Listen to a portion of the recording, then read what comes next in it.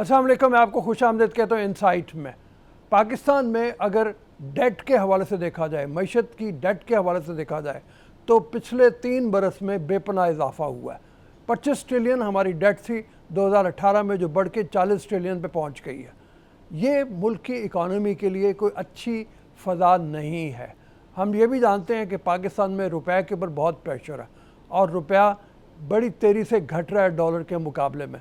ये भी जानते हैं कि कमोडिटीज़ की प्राइसेस में बेपनाह इजाफा हो रहा है।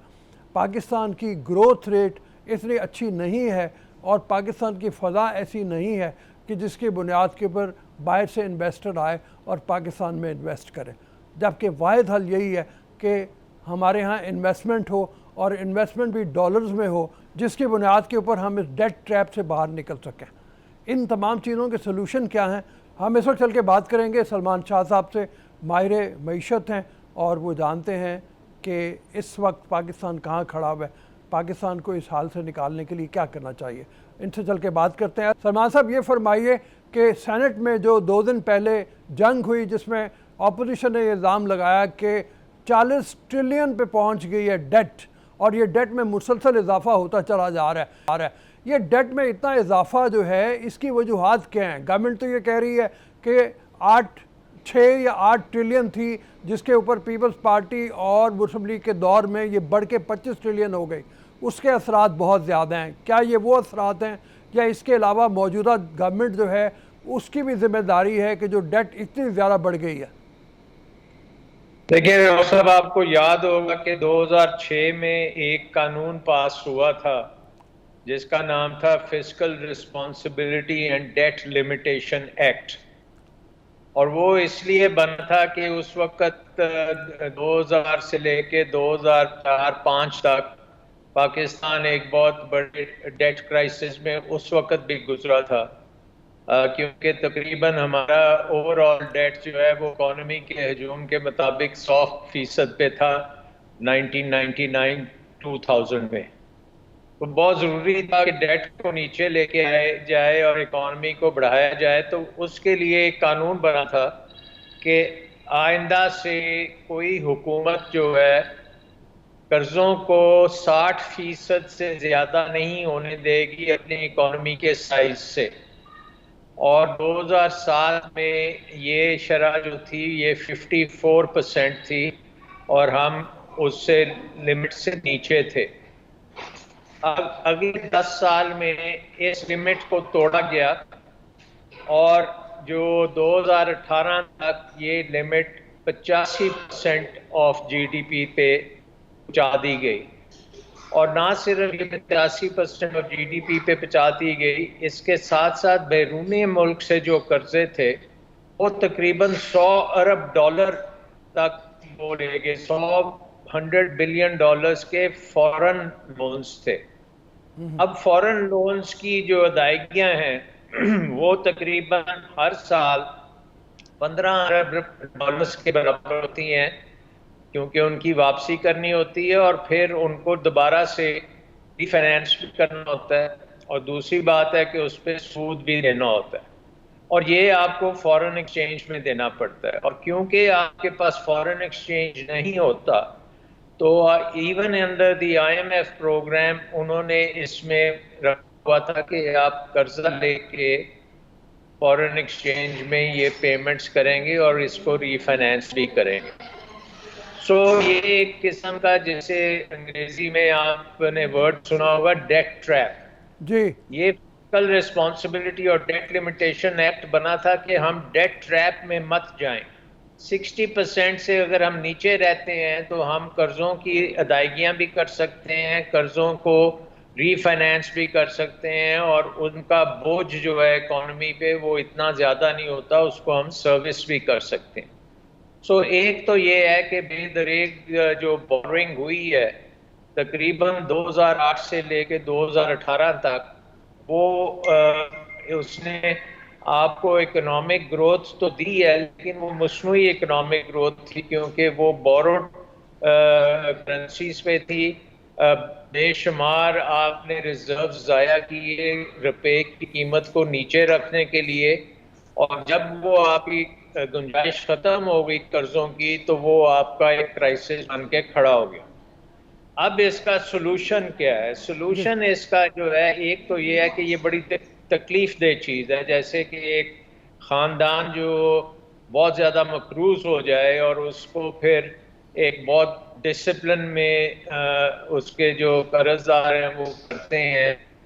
پہلے تو وہ اس کی کڑکی وغیرہ کرنے کی کوشش کرتے ہیں، لیکن اگر وہ یہ بھی مان جائیں کہ چلیں یہ آپ اگلے چند سالوں میں ہماری کچھ ادائیگیاں کر دیں گے، تو وہ شرائط بڑی سخت رکھتے ہیں. اور وہ شرائط یہ ہیں کہ آپ نے کمانا ہے اور پھر ان کو دینا ہے، اور جب آپ کما کے ان کو دیں گے تو پھر آپ عوام پہ نہیں خرچ کر سکتے.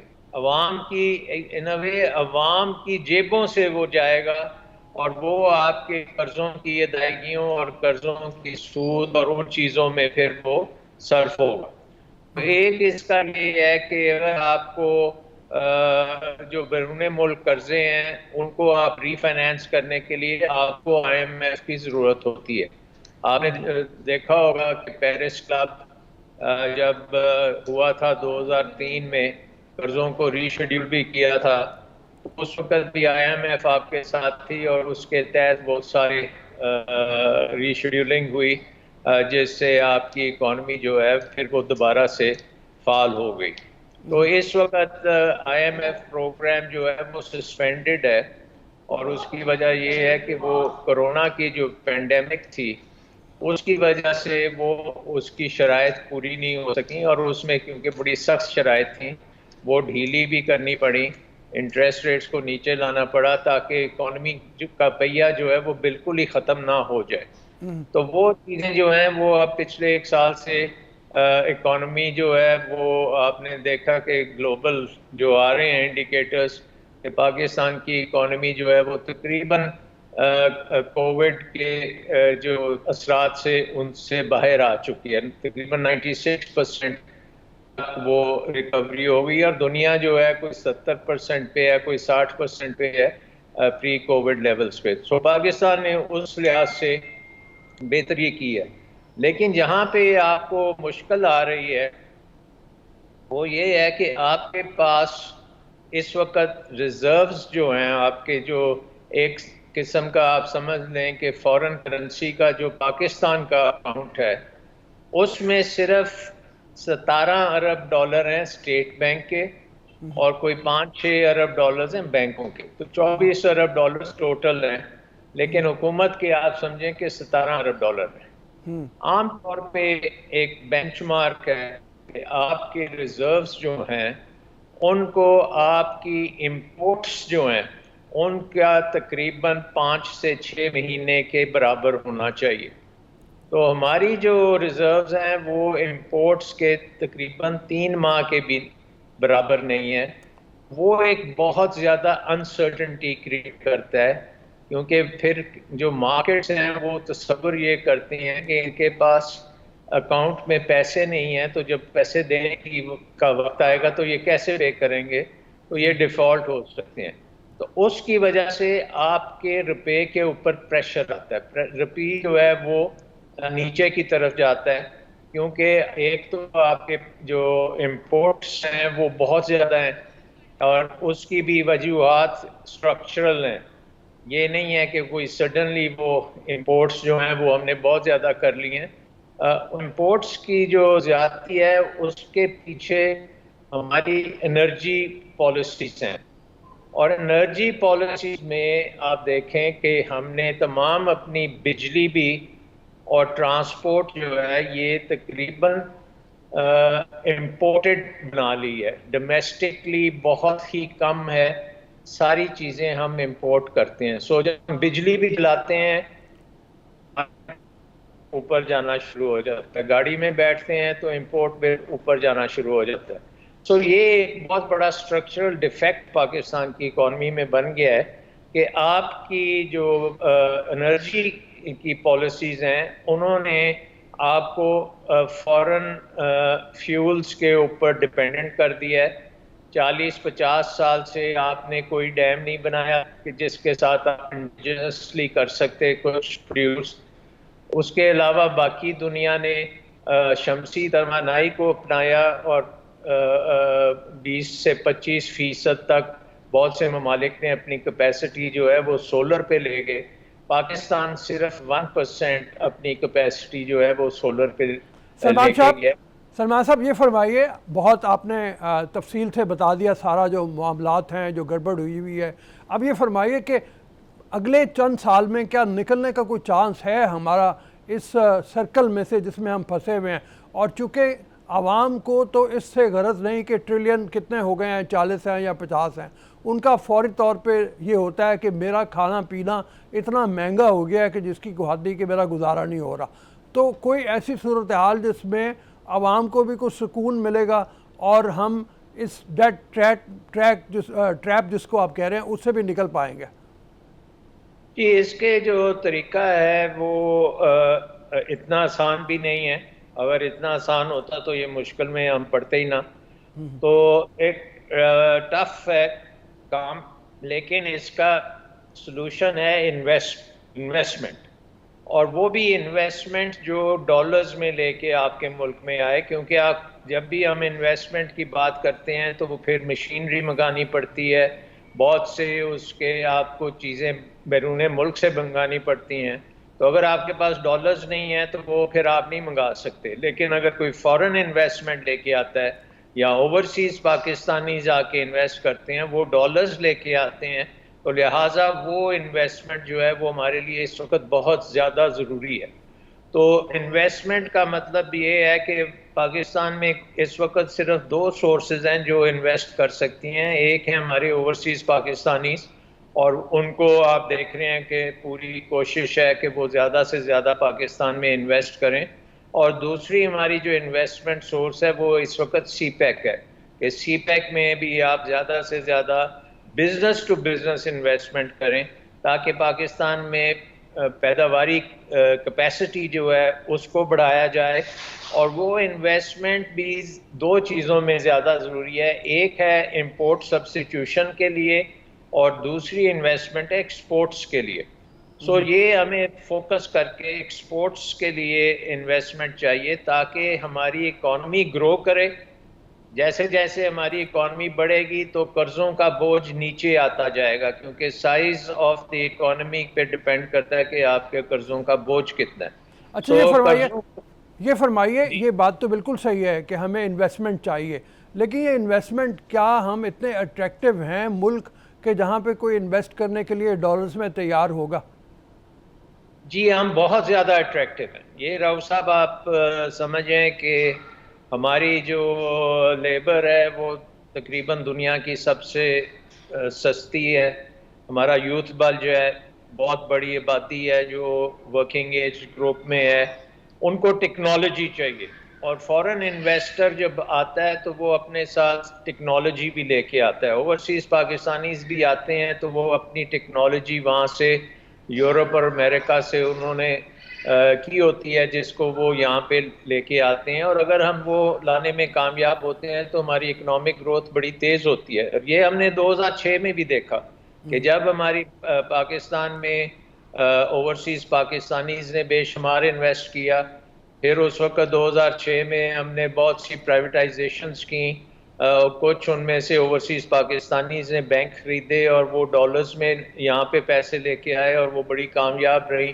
پھر ہم نے, آپ کو یاد ہوگا کہ بہت سی پاکستان کی کمپنیز تھیں جس کو ہم نے لنڈن اسٹاک ایکسچینج پہ لسٹ کیا, اور جیسے OGDCL ہے, جیسے حبیب بینک, ایم سی بی نے بھی اس وقت اپنی لسٹنگ کی تھی.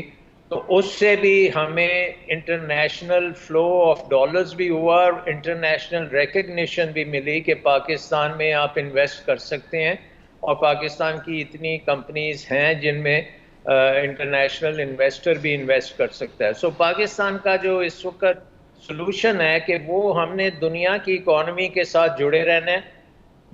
انٹرنیشنل فائنینشیل جو ہیں فلوز وہ پاکستان میں زیادہ سے زیادہ آئیں. جیسے میں نے کہا کہ اوورسیز پاکستانیز آئیں, سی پیک میں آئیں, پرائیویٹائزیشن اگر ہم کچھ کر دیں اور اس کے بھی ڈالرز ہمیں آئیں تو وہ بھی ہمارے ریزروز میں آ سکتے ہیں. اور اس کے علاوہ بھی آپ دیکھیں کہ جو لسٹنگز کا کیس ہے کہ اس وقت وہ کمپنیز جو ہیں ان کے شیئر ہمارے حکومت کے پاس پڑے، تو حکومت وہ شیئرز جو ہے وہاں جب لسٹ کرے گی تو اس کو اس کے عوض ڈالرز ملیں گے جو آپ اپنے ریزروز میں رکھ سکتے ہیں، اور اس سے آپ کا روپیہ جو ہے وہ بہتر ہوتا جائے گا۔ جتنے آپ نے نوٹس کیا ہوگا جب یہ خبر آئی تھی کہ سعودی عرب نے 3 ارب ڈالر آپ کے رکھنے ہیں اسٹیٹ بینک کے ساتھ، تو امیجیٹلی روپیہ جو ہے وہ 5-6 روپے اس کی قیمت بڑھ گئی تھی، اور اس سے امیجیٹ امپیکٹ انفلیشن پہ بھی آتا ہے اور کانفیڈنس پہ بھی آتا ہے۔ تو ہمارا اس وقت میجر فوکس اگر ہم نے اس چیز میں سے نکلنا ہے تو ہمارا انویسٹمنٹ کی طرف ہونا چاہیے، اور انویسٹمنٹ کی سہولت کرنی چاہیے، جو رکاوٹیں ہیں انویسٹمنٹ میں اس کو دور کرنا چاہیے، اور جلدی سے جلدی لانے کی بھی ضرورت ہے۔ یہ نہیں ہے کہ ہم 6 سال انتظار کریں اور پھر وہ آ کے ہو، لیکن اگر جلدی آئے گا ایک مومنٹم بنے گا، اس سے آپ کی پیداوار بھی بڑھے گی، اس سے روزگار کے مواقع بھی بہتر ہوں گے، اور اوور آل جو اس وقت ڈوم اینڈ گلوم کی ایک سچویشن ہے اس سے ہم نکل آئیں گے۔ اچھا یہ فرمائیے، وزیر خزانہ صاحب جب بات کر رہے تھے پچھلے دنوں تو انہوں نے کہا کہ 20 سال چاہیے اکانومی کو اپنی شکل میں گرو کرنے کے لیے، اپنی اچھی شکل میں آنے کے لیے، تو کیا اتنا ہی ٹائم لگے گا یا کوئی جلدی کا بھی فارمولا؟ وہ تو آپ نے بتایا کہ ہمارے پاس بہترین طریقہ کار یہ ہے کہ ہمارے یہاں انویسٹمنٹ آئے، لیکن انویسٹمنٹ آنے کے بعد بھی کیا ابھی 20 سال انتظار کرنا پڑے گا؟ نہیں، آئی تھنک انویسٹمنٹ اگر آنی شروع ہوتی ہے تو اس کا بڑا امیجیٹ امپیکٹ آتا ہے، کیونکہ انویسٹمنٹ جب آتی ہے تو اس کے ساتھ ساتھ کیونکہ پرائیویٹ انویسٹمنٹ ہوتی ہے وہ بڑی تیزی سے اس کو کرنا چاہتے ہیں، اس سے ریٹرنز لینا چاہتے ہیں، تو وہ بڑی تیزی سے کیپیسٹیز بھی کریٹ کرتے ہیں، ٹیکنالوجی ان کے پاس ہوتی ہے اور وہ نو ہاؤ بھی ہوتی ہے، تو وہ نہ صرف پیسہ لے کے آتے ہیں، وہ نو ہاؤ بھی لے کے آتے ہیں۔ تو ہم نے دیکھا تھا کہ 2004 میں 2005 میں اگر آپ دیکھیں تو ہماری گروتھ ریٹ جو تھی وہ تقریباً 8.5 سے 9% ہو گئی تھی، اور ایشیا میں سب سے تیز گرو کرنے والے ملک میں سے پاکستان ایک ملک تھا۔ تو میرے نظر میں یہی ایک واحد راستہ ہے کہ ہم پاکستان میں انویسٹمنٹ کو فروغ دیں، جتنی زیادہ ہو سکتی ہے وہ کریں، اور انٹرنیشنل کیپٹل مارکیٹس کو بھی استعمال کریں، اور یہ جو اب ایک قسم کا اس وقت تو تقریباً بندہ سوچ بھی نہیں سکتا نا کہ کیا فیوچر کیا ہے، لیکن آپ یہ سوچیں کہ اگر افغانستان میں امن آتا ہے اور سینٹرل ایشیا تک راہداریاں بنتی ہیں اور چین تک راہداریاں جو ہیں یہ چل پڑتی ہیں، تو یہ پوری دنیا کے لیے ایک انٹرنیشنل کوریڈور کے طور پہ ابھرے گا۔ تو تھینک یو اگلے سر۔ میرا خیال ہے 2 سالوں میں اس میں بے شمار آ جائے گا، لیکن ہمیں اس وقت تمام وہ سٹیپس لینے چاہیے جو کہ بزنس کانفیڈنس کو بوسٹ کریں، اور انویسٹمنٹ جو ہے ہمارا کلائمیٹ اس کو ہم بہتر کریں، اور اس وقت ہمارے بینکوں کے پاس بہت زیادہ لیکویڈٹی بھی ہے۔ آپ کو پتہ ہے کہ ہمارے بینکس جو ہیں وہ تقریباً اپنے ڈپازٹس کا صرف 40 سے 45% اس وقت لینڈ کر رہے ہیں، اور نارملی یہ لیول جو ہے اچھی گروتھ اگر ہو رہی ہو تو یہ 60-70% پہ ہوتے ہیں۔ سو بینکوں کے پاس بے شمار پیسہ بھی ہے جس سے یہ فنڈنگ ہو سکتی ہے، آپ کی ڈیولپمنٹ کی فائنینسنگ ہو سکتی ہے، انٹرنیشنل مارکیٹس میں ہم ایک اچھی کہانی پیش کر سکتے ہیں۔ Sir thank you very much.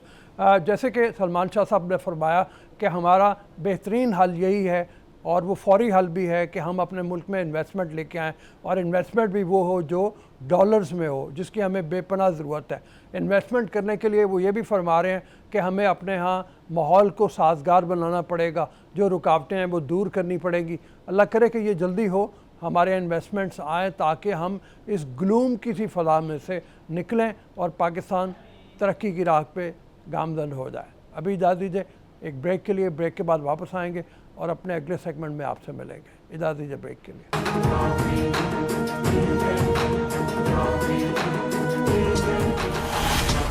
Welcome to the show after the break. ہم اس وقت بات کرنے جا رہے ہیں پنجاب میں خاص طور پہ بڑھتی آلودگی کی۔ اس آلودگی نے عام آدمی کو بری طرح متاثر کیا ہوا ہے، اور بے شمار لوگ ناک کان گلے اور اس طرح کے دیگر امراض کا شکار ہو رہے ہیں. اس کی وجوہات کیا ہیں؟ پولوشن اتنا زیادہ کیوں ہو رہا ہے؟ اور خاص طور پہ لاہور کے بارے میں یہ کہا جاتا ہے کہ لاہور اس وقت پاکستان کے ہی نہیں بلکہ دنیا کے آلودہ ترین شہروں میں شمار ہوتا ہے. اس کا ایشیا میں یہ دہلی کے بعد دوسرے نمبر پہ ہے. اس کی وجوہات میں بہت سی چیزیں شامل ہوتی ہیں، لیکن اس کے تدارک کے لیے کیا کرنا پڑے گا یہ بھی ہم چل کے جانیں گے. مریم شبیر عباسی ہمارے ساتھ موجود ہیں، ماہر ماحولیات ہیں. السلام علیکم مریم. وعلیکم السلام. آپ یہ جانتی ہیں اور آپ نے دیکھا بھی ہوگا کہ دہلی کے بعد لاہور کا نمبر آتا ہے، اور پنجاب بھی اگر دیکھا جائے تو پولوشن میں کم نہیں ہے. یہ کیا وجہ ہو گئی ہے اتنی زیادہ، اور اس سے بچا کیسے جائے؟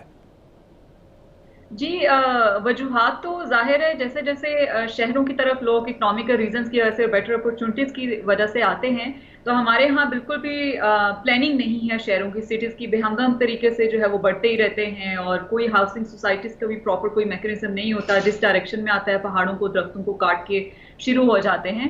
تو ریزن تو اس کی سب سے بڑی تو ظاہر ہے کہ اربن پلاننگ ہونی چاہیے، وہ نہیں ہے. سیکنڈ ریزن پھر آبادی سے ہی آپ ریلیٹ کریں. شہر پراپرلی پلان نہیں ہوتے تو آبادی بہت زیادہ ہوتی ہے، تو اسی حساب سے پھر ٹریفک سڑکوں کے اوپر آپ کو ملتا ہے. جو انجن کوالٹی اور فیول کوالٹی ٹھیک نہیں ہوتی تو اس کی وجہ سے آپ کے ایمیشنز پہ کنٹریبیوٹ کرتا ہے. پھر آپ کی صنعتیں اس میں کنٹریبیوٹ کر رہی ہوتی ہیں جن کا کوئی ویسٹ مینجمنٹ سسٹم یا ایئر پولوٹنٹ جو امٹ کر رہے ہوتے ہیں ان کا کوئی سسٹم نہیں ہے وہاں پہ. اور اس کے بعد آپ کے ایگریکلچر سیکٹر میں اسٹبل برننگ وغیرہ جو کسان آپ کے چلاتے ہیں، اور اس کے بعد آپ کا جو ویسٹ مینجمنٹ کا کوئی سسٹم پورے پاکستان میں نہیں ہے. کوڑا کرکٹ جمع کر کے اس کو ایک طرف کر کے آگ لگا دی جاتی ہے، تو اس سے بہت زہریلے مادے وہ بھی ریلیز ہوتے ہیں. تو بیسیکلی جو بھی چیز آپ کمبسٹ کرتے ہیں، جو جلاتے ہیں، تو اس کی وجہ سے جو فاسل فیول ہو تو وہ آپ کی ایمیشن میں آف کورس کنٹریبیوٹ کر رہا ہوتا ہے، اور وہ پھر آپ کے اسموگ کا باعث بنتی ہے. سردیوں میں زیادہ ویزیبل اس لیے ہوتا ہے کیونکہ ٹیمپریچر جب کم ہو جاتا ہے تو آپ کے سسپینڈ کرنے شروع ہو جاتے ہیں ڈراپلیٹس یا وہ پارٹیکولیٹ میٹر جو دوسرے پولوٹنٹس ہوتے ہیں آپ کی ہوا میں سیٹل ڈاؤن نہیں ہوتے، ڈسپرس نہیں ہوتے ہیں جیسے گرمیوں میں زیادہ ٹیمپریچر کی وجہ سے ہو جاتے ہوتے ہیں. تو اس وجہ سے آپ کو بہت پریویلنٹ یہ ایشو لگتا ہے سردیاں جیسے ہی آنے لگتی ہیں تب. تو اس کے تدارک کے لیے جہاں تک آپ نے پوچھا کہ کیا کرنا چاہیے، تو سب سے پہلے تو لانگ ٹرم، اس میں شارٹ ٹرم کوئی حل نہیں ہو سکے گا. لانگ ٹرم کرنی چاہیے. شارٹ ٹرم میں ہماری گورنمنٹ کر یہ رہی ہے کہ وہ سافٹ ٹارگیٹس جیسے کسان یا بریکنز ان کو کرتے ہیں، وہ بھی کنٹریبیوٹ کرتے ہیں، لیکن ان کا بہت بڑا فریکشن نہیں ہے اسموگ میں کنٹریبیوٹ کرنے کا، ان کا بہت چھوٹا چنک ہے. ہمیں جو زیادہ میجر اس میں جو ہے جیسے روڈ ٹرانسپورٹیشن آپ کی ہے، پبلک روڈ ٹرانسپورٹیشن میں ہمیں زیادہ انویسٹ کرنا چاہیے. جیسے اورنج اور میٹرو لائن جیسے پروجیکٹس ہیں، اس طرح کے اور جو ہے وہ پورے شہر میں لانے چاہیے، بلکہ لاہور کے علاوہ باقی علاقوں میں بھی لانے چاہیے جہاں جہاں یہ پولوشن کے ایشوز ہیں. ایک تو سسٹینیبل ٹرانسپورٹیشن سب کو اویلیبل ہوگی، چیپ ٹرانسپورٹیشن، دوسرا ایمیشنز آپ کی کم ہوں گی.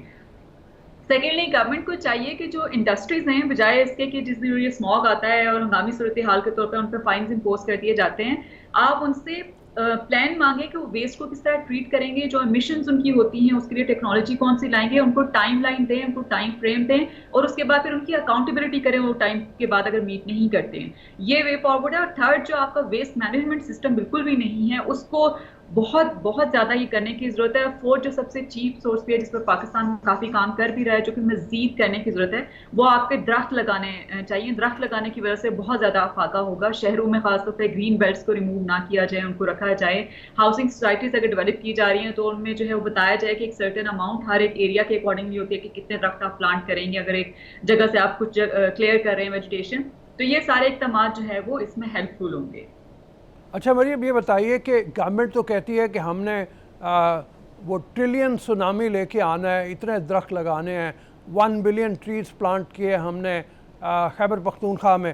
لاہور میں وہ کہہ رہے ہیں میواکی فارسٹ جو ہیں ان کو تیزی سے ہم کر رہے ہیں، اس میں اضافہ کرتے چلے جا رہے ہیں. یہ کافی نہیں ہے یا اس سے بہت زیادہ کرنے کی ضرورت ہے ابھی بھی؟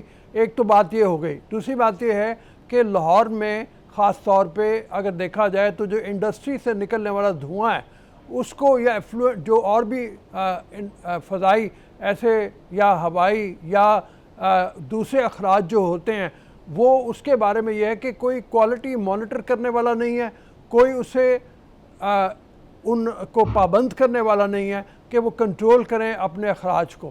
تو اس بارے میں فرمائیے کہ وہاں گورنمنٹ کی رسپانسبلٹی زیادہ ہو جاتی ہے کیا؟ جی بالکل. جیسے پلانٹیشن ڈرائیو کی ہم نے بات کی تو آف کورس یہ میاواکی فارسٹ بھی لگایا گیا ہے. اب درختوں کو बड़ा होने में ऑफ कोर्स टाइम लगता है, और खासतौर पर लोकल वेजिटेशन होनी चाहिए तो ज़्यादा अच्छा इम्पैक्ट उस पर आएगा। और जिस हिसाब से अगर एक तरफ दरख्त लग रहे हैं तो दूसरी तरफ जो है मैं मेंशन करना चाहूँगी कि डिफॉरेस्टेशन रेट एशिया में सबसे ज़्यादा पाकिस्तान में है। तो डिफॉरेस्टेशन को फिर उसी हिसाब से हमें बचाना पड़ेगा, दरख्तों को बचाना भी उसी हिसाब से पड़ेगा, सिर्फ वन टाइम लगा के छोड़ नहीं देना चाहिए। तो अब जो इंडस्ट्रीज़ की आपने बात की, इंडस्ट्रीज़ में ऑफ कोर्स गवर्नमेंट का बहुत ज़्यादा रोल इस वजह से आता है कि आपके देखें कि रेलिवेंट डिपार्टमेंट्स आपके पंजाब में, बाकी पूरे मुल्क में भी रेलिवेंट डिपार्टमेंट्स हैं जो इसकी मॉनिटरिंग करते हैं, जैसे एनवायरमेंटल प्रोटेक्शन डिपार्टमेंट्स हैं आपकी, वो सारा साल मॉनिटरिंग में इन्वॉल्व होते हैं, करते हैं। उनको पता होता है कि कौन सी इंडस्ट्री जो है एमिट कर रही है, लेकिन उनकी पावर इतनी नहीं है, उनके पास ह्यूमन रिसोर्स इतना नहीं है, उनके पास चैलेंजेस हैं कि वो किस तरह से उसको इम्प्लीमेंट करवा सकते हैं। तो वहाँ पर जो हुकूमत डायरेक्ट जो अपना रोल ये प्ले कर सकती है कि जो इस तरह के इन्वायरमेंटल प्रोटेक्शन डिपार्टमेंट जैसे इदारे हैं जिनके पास इतनी ज़्यादा पावर नहीं है और उनके ऊपर बहुत प्रेशर्स होते हैं, इसके बजाय गवर्नमेंट की रिस्पॉन्सिबिलिटी है उनसे डेटा लेके कि किस तरह से जो है वो उन पे फाइन्स इंप्लीमेंट किए जाते हैं, क्योंकि हमारे national environmental quality standards in place हैं, उन पे इम्प्लीमेंटेशन नहीं हो रही है, उनको इम्प्लीमेंट करने की जरूरत है। और 18th अमेंडमेंट के बाद तो वैसे भी प्रोविंशियल रिस्पॉन्सिबिलिटी है, ये पंजाब हुकूमत को ये चाहिए कि वो इंडस्ट्री जितनी भी, खासतौर पर काला शिकागो के इलाके में बहुत ज़्यादा इंडस्ट्रीज आपको देखने को मिलती हैं, तो वहाँ पे जो है वो उनसे क्लीन टेक्नोलॉजी जो है वो उनके एमिशन के मुताबिक, जैसे मिसाल में अगर आपको 2 स्टोन क्रशिंग यूनिट्स होते हैं जिससे पार्टिकुलेट मैटर बहुत ज़्यादा निकलता है, तो वहाँ पे आपके वेट स्क्रबर्स कोई बहुत महंगी टेक्नोलॉजी ये नहीं है। जब ये इतने बड़े बिजनेसेस, इतनी इंडस्ट्रीज, ह्यूज इंडस्ट्रीज हैं, तो उनके लिए छोटी सी इन्वेस्टमेंट करना बहुत बड़ा नहीं है, लेकिन उनको पता है कि चेक एंड बैलेंस नहीं है, थैंक यू मरियम, बहुत मेहरबानी, आपने बड़ी तफसील से बता दिया, उस पर फिर अमल नहीं करेंगे। Thank you. ये आपने बताया जो जैसे हमें अपने एमिशंस को कंट्रोल करना है, हमें दरख्त ज़्यादा से ज़्यादा लगाने हैं, अदरवाइज़ जैसे सांस की तकलीफ़ में अभी लोग मुब्तला हो रहे हैं, इससे ज़्यादा लोग मुब्तला होंगे, आलूदगी इससे ज़्यादा बढ़ेगी। हमें इस आलूदगी से हर सूरत में छुटकारा पाना है। ये छुटकारा नहीं पाएंगे, जैसे मैंने पहले अर्ज़ किया कि उस सूरत में आपको बेपनाह तकालीफ होंगी। इस मामले में आम आदमी भी और हुकूमती सतह के ऊपर भी इक़दाम करने की ज़रूरत है। अभी इजाज़त दीजिए एक ब्रेक के लिए, ब्रेक के बाद वापस आएंगे। पीपल्स पार्टी के हसन मुर्तज़ा हमारे साथ शामिल होंगे और उनसे हम बात करेंगे ये जो इस वक्त इतनी तेज़ी आई हुई है हुकूमत के ख़िलाफ़ अपोजिशन की तहरीक की, उसकी हकीकत क्या है, वो क्या चाहते हैं, उनके गोल और टारगेट क्या हैं, इस बारे में बात करेंगे। अभी इजाज़त दीजिए एक ब्रेक के लिए, ब्रेक के बाद वापस आएंगे।